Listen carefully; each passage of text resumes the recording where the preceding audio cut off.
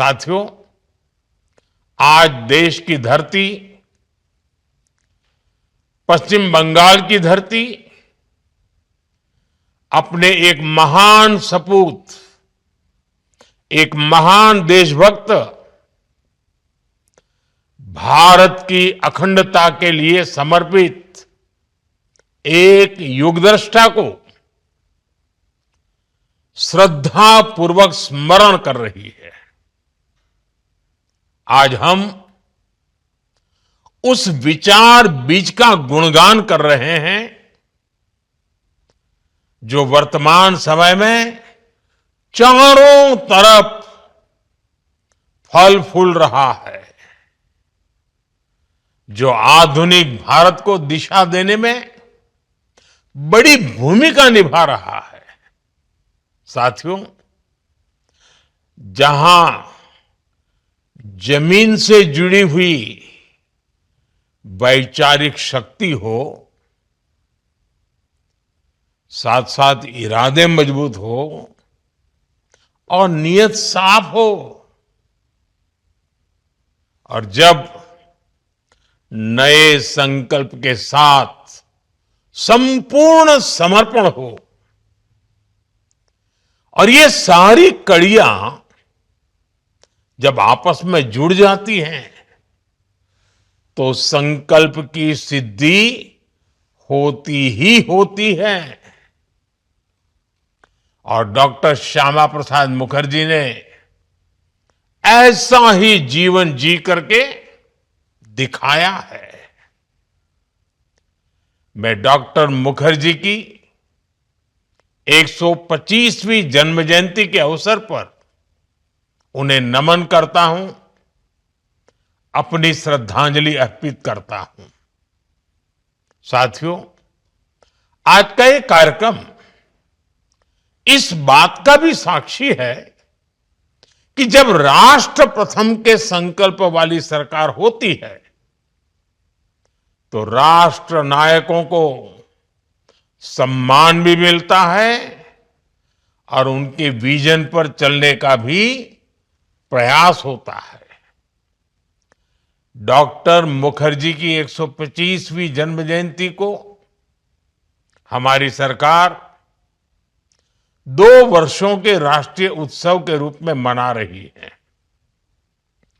ये पिछले वर्ष 6 जुलाई को शुरू हुए थे और अगले साल 6 जुलाई तक चलेंगे।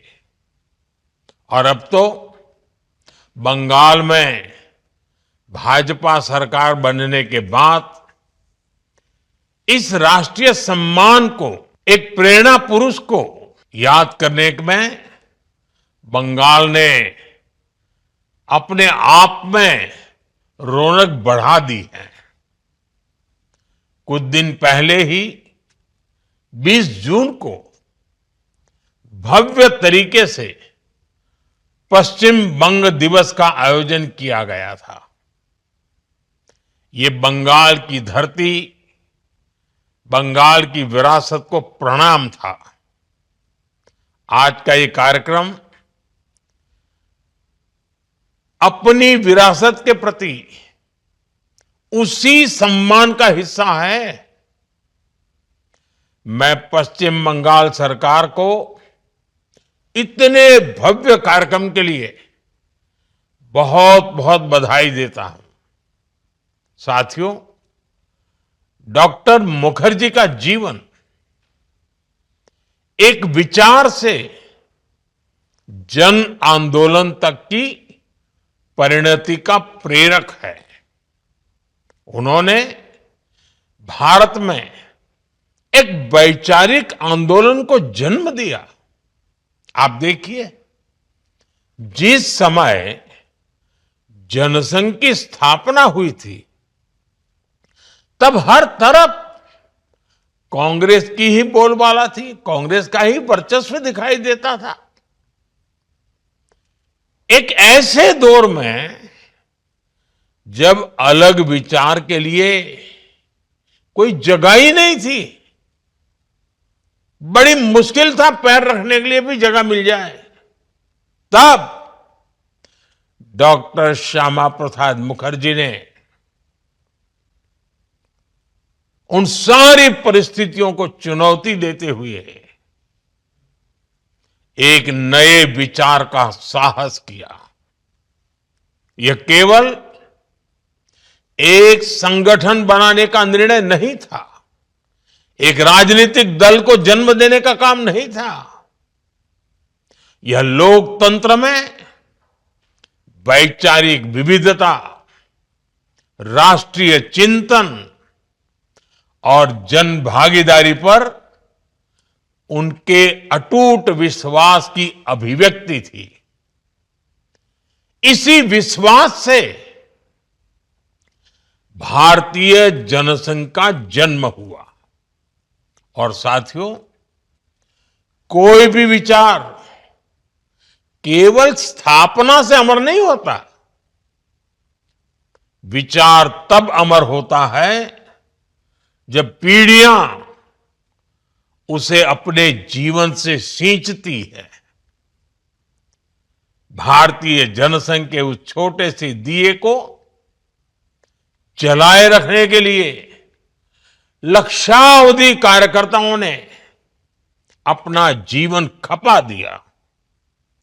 पल पल, तिल तिल, लाखों कार्यकर्ताओं के तप, त्याग और समर्पण ने उस दिए की लौ को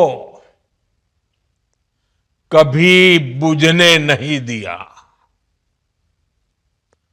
आज वह दिया अपने मूल स्वरूप में भले न दिखाई देता हो, भारतीय जनसंघ आज उसी रूप में भले न हो, लेकिन उस दिए का जो प्रकाश पुंज था, वो आज करोड़ों देशवासियों के विश्वास का प्रकाश बनकर फैल रहा है। उसी प्रकाश का विस्तार आज पूरे देश में खिले हुए करोड़ों कमल के रूप में भी दिखाई देता है। कभी जो भारतीय जनसंघ था, वही आज भारतीय जनता पार्टी के रूप में विश्व की सबसे बड़ी लोकतांत्रिक शक्ति बनकर जनसेवा कर रहा है। साथियों, अक्सर हम देखते हैं कि समय के साथ कुछ विचारों का आकर्षण फीका पड़ जाता है। लेकिन आप सोचिए, ये कितना सशक्त विचार बीज डॉक्टर मुखर्जी ने रोपा है कि आज इतने साल बाद भी उसका इतनी तेजी से विस्तार हो रहा है। मुझे पूरा विश्वास है, जब आने वाली पीढ़ियां भारतीय जनता पार्टी की इस यात्रा का इतिहास लिखेगी, इसका अध्ययन करेंगी, तब वे निश्चित रूप से डॉक्टर श्यामा प्रसाद मुखर्जी के विचारों,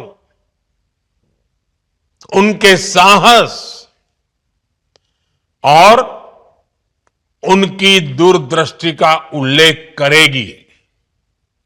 और मैं फिर कहूंगा, बंगाल के लिए तो ये डबल खुशी की बात है। एक तो डॉक्टर मुखर्जी की 125वीं जन्म जयंती और दूसरा बंगाल में ये आयोजन।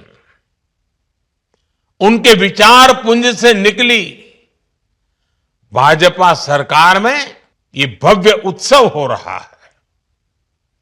पश्चिम बंगाल की जनता की तरफ से अपने महान सपूत को ये बहुत ही आत्मीय श्रद्धांजलि है। साथियों, संसद में अपने एक भाषण में डॉक्टर मुखर्जी ने कहा था, और ये डॉक्टर मुखर्जी का ये वाक्य आज भी हमें प्रेरणा देता है। डॉक्टर मुखर्जी ने पार्लियामेंट में कहा था, राष्ट्रीय एकता के धरातल पर ही सुनहरे भविष्य की नींव रखी जा सकती है। और देखिए, आज देश गर्व से कह सकता है, और देखिए आज देश गर्व से कह सकता है कि डॉक्टर मुखर्जी अंतिम सांस तक इसी विश्वास को वो जीते थे। उन्होंने इसे जिया था। 1947 में जब देश का विभाजन हुआ,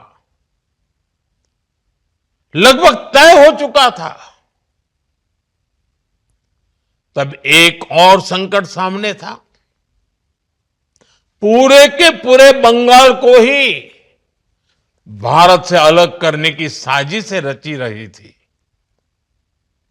तब डॉक्टर मुखर्जी इन साजिशों के सामने चट्टान बनकर खड़े हो गए। उन्होंने जनमत तैयार किया, राजनीतिक संघर्ष किया और यह सुनिश्चित किया कि पश्चिम बंगाल भारत का अभिन्न हिस्सा बना रहे। और तब डॉक्टर श्यामा प्रसाद मुखर्जी ने हुंकार भरी थी।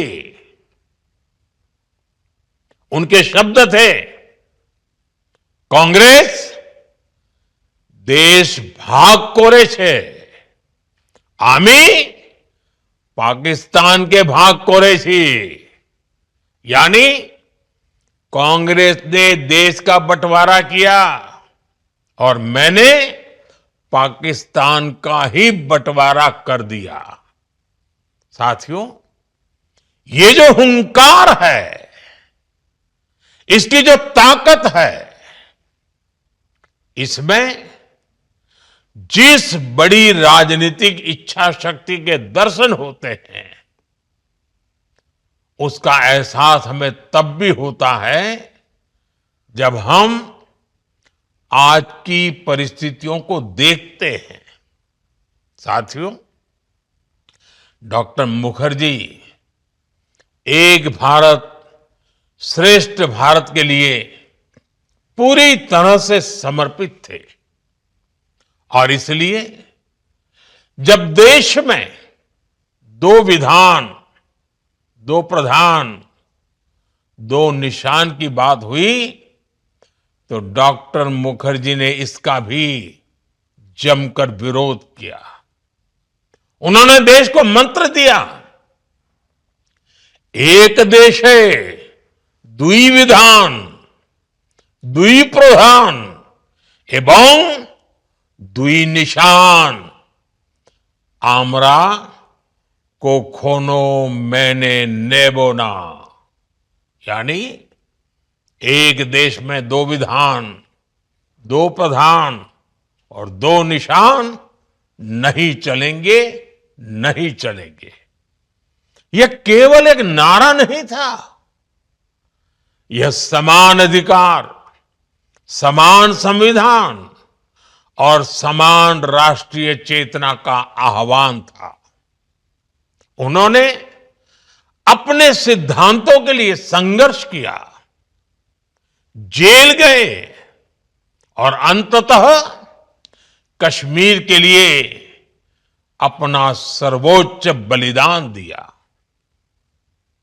आज हमारी सरकार को इस बात का गर्व है कि आर्टिकल 370 की दीवार गिराकर हमने डॉक्टर मुखर्जी का सपना पूरा किया है।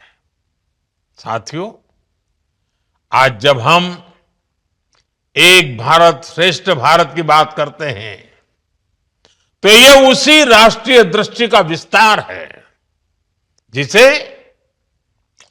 डॉक्टर श्यामा प्रसाद मुखर्जी ने अपने जीवन से परिभाषित किया।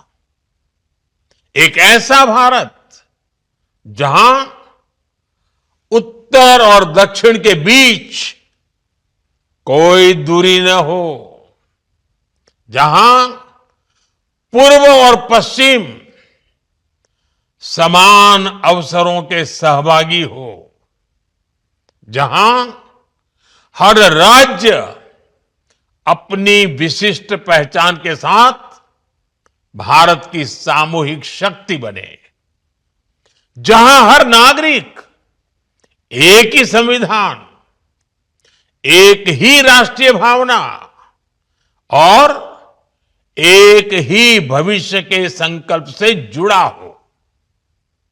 मुझे खुशी है कि डॉक्टर मुखर्जी की प्रेरणा से आज भारत का संविधान पूरे देश में आन बान शान के साथ लागू है और कोटि कोटि देशवासियों को प्रेरणा दे रहा है। साथियों, डॉक्टर मुखर्जी इस बात को अच्छे से समझते थे कि संस्थाओं के निर्माण में ही राष्ट्र निर्माण का तत्व छुपा है। मात्र 33 वर्ष की आयु में डॉक्टर मुखर्जी कोलकाता विश्वविद्यालय के सबसे युवा कुलपति बने, लेकिन उन्होंने उस पद को केवल प्रशासनिक जिम्मेदारी नहीं माना। उन्होंने विश्वविद्यालय को भारत के भविष्य का निर्माण करने वाली संस्था के रूप में देखा। उन्होंने शिक्षा को गुलामी की सोच के दायरे के बाहर निकालने का प्रयास किया। उन्होंने कहा, बंगो जातिर आत्मसम्मान, पुनरुद्धार एवं मातृभाषार माध्यमे शिखार प्रसार এই আমাদের प्रधान लक्ष्य होवा उचित। यानी बंगाल के लोगों का आत्मसम्मान लौटाना और मातृभाषा में पढ़ाई, ये हमारा प्रथम उद्देश्य है। उनका विश्वास था कि यदि भारत को आत्मविश्वासी राष्ट्र बनाना है तो उसकी शिक्षा भी भारतीय आत्मा से जुड़ी होनी चाहिए। इसी सोच के साथ उन्होंने भारतीय भाषाओं को सम्मान दिया। आज हमें इस बात का भी गर्व है कि नई राष्ट्रीय शिक्षा नीति के तहत स्थानीय भाषा में पढ़ाई पर बल दिया जा रहा है। जो सपना डॉक्टर मुखर्जी ने देखा था, वो हमारी सरकार ने पूरा किया है। साथियों, स्वतंत्र भारत के प्रथम उद्योग मंत्री के रूप में उन्होंने औद्योगिक विकास का बृहद विजन रखा था। उन्होंने ऐसे राष्ट्रीय संस्थानों की नींव रखी जो आने वाले दशकों तक भारत की आर्थिक शक्ति बने। चित्तरंजन लोकोमोटिव वर्क्स ने भारत की रेल व्यवस्था को नई गति दी। सिंदरी फर्टिलाइजर प्लांट ने कृषि आत्मनिर्भरता की दिशा में बड़ा कदम उठाया। दामोदर वैली कॉरपोरेशन ने ऊर्जा और सिंचाई का नया अध्याय लिखा। Industrial finance corporation of India IFCI, उसने भारतीय उद्योगों को वित्तीय आधार दिया। साथियों, उनके लिए उद्योग, फैक्ट्रियां ये केवल कुछ कल कारखाने नहीं थे। विश्वविद्यालय केवल डिग्री देने वाले संस्थान नहीं थे। रिसर्च इंस्टीट्यूशंस केवल वैज्ञानिक प्रयोगों की जगह नहीं थे। उनके लिए ये सभी राष्ट्र निर्माण के साधना केंद्र थे। डॉक्टर मुखर्जी ऐसी संस्थाओं के पक्षधर थे जो टैलेंट को अवसर दें, ऐसी शिक्षा जो इनोवेशन को प्रोत्साहन दे, ऐसे उद्योग जो आत्मनिर्भरता का आधार बने और ऐसी व्यवस्था जो आने वाली पीढ़ियों को और अधिक सशक्त भारत सौंप सके। और यही स्पिरिट आज विकसित भारत की भी प्रेरणा है। साथियों, आज के इस अवसर पर मैं बंगाल के, पूरे देश के मेरे युवा साथियों से कहूंगा, डॉक्टर मुखर्जी ने एक भारत के लिए अपना जीवन समर्पित किया। हम सबको श्रेष्ठ भारत के लिए जीना है। हमें मिलकर विकसित भारत का संकल्प सिद्ध करना है। हमें देश को आत्मनिर्भर बनाना है। इसी आह्वान के साथ एक बार फिर से मैं डॉक्टर मुखर्जी को नमन करता हूं। मैं उनके ही शब्दों में अपनी बात समाप्त करूंगा। ये डॉक्टर मुखर्जी के शब्द हैं, ये उनके भाव भंगिमा है। जे काज यही हाथे नावो ना केनो ता अत्यंतो गुरुत्व सहकारे कोरते होवे। जो भी काम आरंभ करो उसे पूरी गंभीरता से करो, तन्मयता से करो, पूरी निष्ठा से करो। कोई भी काम अधूरा न छोड़ो, उसे जरूर पूरा करो।